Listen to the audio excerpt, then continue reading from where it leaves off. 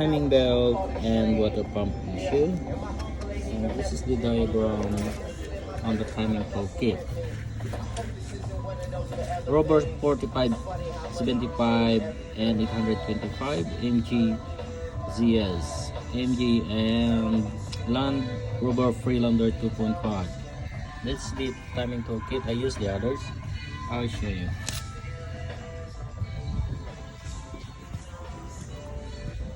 And that's Rover 75.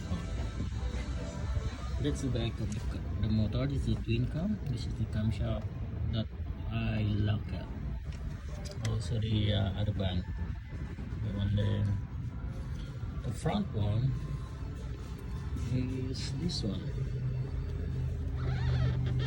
Okay, that's the one. This is the connect. So also the other side. They're very tricky. It's the specific tool so that you can't miss the timing.